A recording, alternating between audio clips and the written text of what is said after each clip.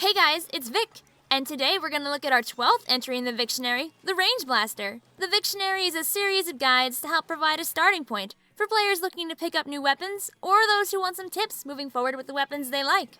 The Range Blaster is, as the name suggests, a long-range blaster that has the ability to deliver one-shot splats. This is different from the Rapid Blasters, which have longer range than the Range Blaster, but don't earn a splat with a single direct shot. Taking advantage of your direct shots will let you win 1v1s. When you're going after mobile opponents running around the map, such as short-range shooters like an NZAP, it's much better to try and pick them off with indirect shots than try to rush them down for a quick direct. Of course, nothing stops you from trying to direct your opponent as they try to close in on you. Be aware that the Range Blaster also suffers from a lot of shot RNG. When you're shooting an opponent while jumping, the reticle of the Range Blaster expands quite a lot. This means that while you may be locked onto your opponent on your screen, there's a high likelihood the shot is going to deviate and you won't get the KO. The RNG becomes less as you're close to the ground, so take that into account if you're trying to get the jump on an opponent. If you rush in and miss, there won't be much stopping your opponents from hunting you down now that you're in their territory. Usually, the blaster's shots are far too slow to paint enough to get you out of a bad spot. Speaking of the Range Blaster's blasts, in Splatoon 2, each shot that you do with the Range Blaster will cost you 11% of your ink tank. Every shot really does matter with the Range Blaster. This especially hurts if you throw a suction bomb, because your suction bomb will take up 70% of your ink tank if you don't have an ink saver sub. If you blow through 70% of your ink tank, realize that you're only going to be able to shoot 2 blasts before you have to leave. The Range Blaster also has to wait an entire second before your ink will start to heal after you throw a shot. So be extra careful to not put yourself in a bad spot. Difficult as this can make things, the bomb combo can work great for tower control. Throw a bomb onto the left side of the tower, and shoot a blast on the right. You'll most likely splat or significantly weaken anyone who might be standing on it. If anything, you'll probably force your opponent off the tower. If you don't, they'll be easy pickings for any nearby teammates. Because of the large blast radius of the Range Blaster, you can easily do massive chip damage to opponents that refuse to get off. The Range Blaster's indirect shot will do 50 to 70% damage in one shot, meaning you can usually get a 2-hit KO.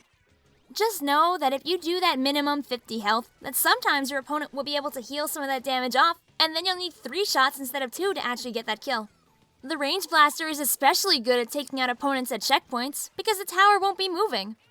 You'll have ample time to pop out of the ink and land a perfect shot. When getting a direct is too difficult, whether it's the angle of your shot or because you just can't get into the right position, shooting nearby the tower is often enough to eventually get a splat. But be careful you don't take too long. You don't want to lose your lead by accident.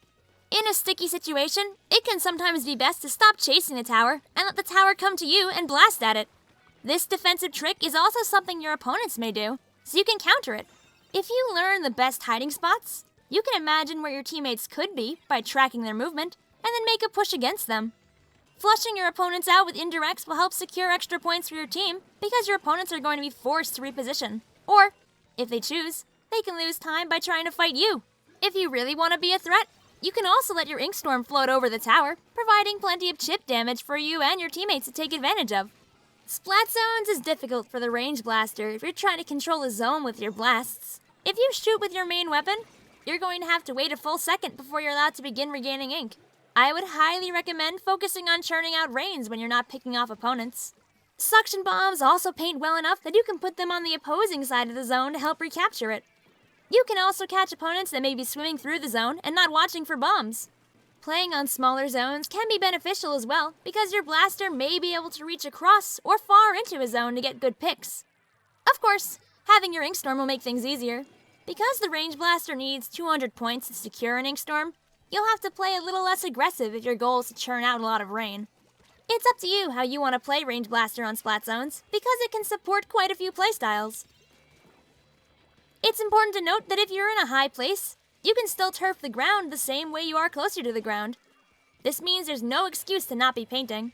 This is especially useful on maps like Manta Maria and Schellendorf, where you're high up sometimes. The Range Blaster's powerful 125 damage direct means that you'll be able to bust the Rainmaker shield alongside your teammates easy peasy.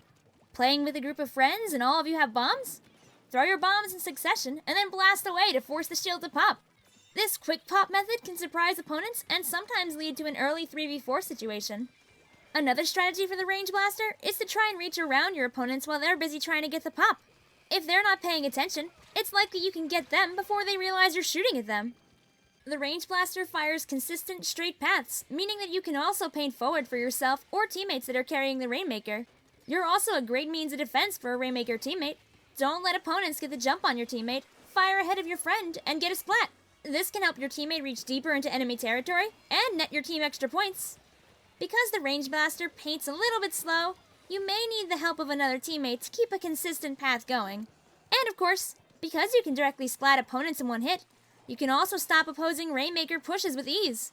When you're playing Rainmaker, don't forget the game's UI shows you approximately where the Rainmaker carrier is. Track that player and blast away when they're in range. You can also use your ink storms to slow down an opposing push by inflicting damage on any opponents that could be trying to come up into your base. While a rain may not stop a push alone, weakening your opponents can quickly help get rid of opponents and begin a counter push.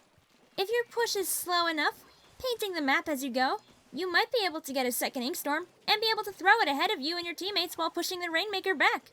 Just like in Rainmaker, you have the potential to stop power clam pushes in Clam Blitz if you can land your directs. Knowing where your opponent is coming from is crucial to be able to stop pushes, so always pay attention to enemy positions on the map.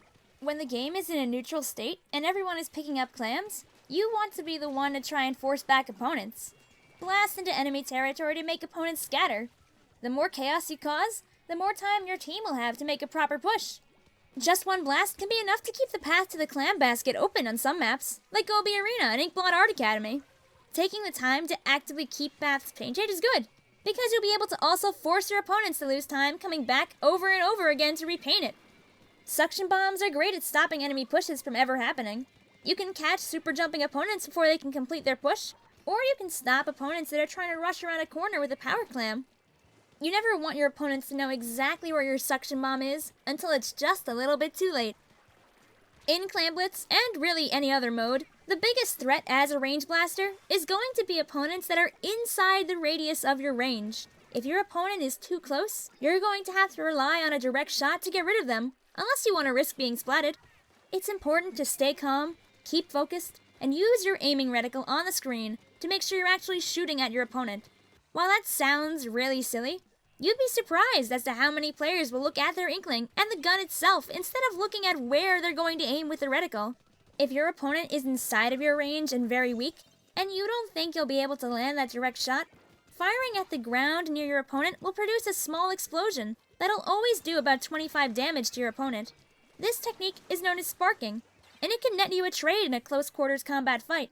Honestly, I'd strongly recommend going for the direct, but this option is useful if you can't space yourself away from an opponent. That's all I had to say about the range blaster. Its potential to eliminate opponents in one shot makes it a powerful threat on the battlefield, especially on tower control and Clam Blitz. Opponents can't push the objective if they're being outplayed by a powerful long-range blaster. Watch out for shorter range players that will try to rush you in hopes of getting a trade before you land your direct. If you want to be as ready as possible to survive as many situations as possible with the range blaster, the best thing to do is just to practice your positioning. Take the weapon into turf and figure out where you can and can't reach. When you've planned out your spots, put them into action in a game of ranked and see if you can stop your opponents. If you find yourself getting a lot of splats, then congratulations! You're playing smarter and you might be able to rank up. Take advantage of every little bit of your range at the range blaster. You'll be surprised how many places you can reach. Thanks, Nintanner, for the suggestion. Leave a comment below on what weapon you'd like me to look at next time. I always pick a comment randomly, so you could be next. Interested in other weapons? Take a look at the ones I've already done via the Victionary playlist on the channel, and see if a weapon that suits your style has already been covered. Don't be afraid to leave your own thoughts on the range blaster, or other weapons in the comments below. You may be able to improve your own play, or help others by taking time to talk strategy. Thank you for watching, and have a nice day!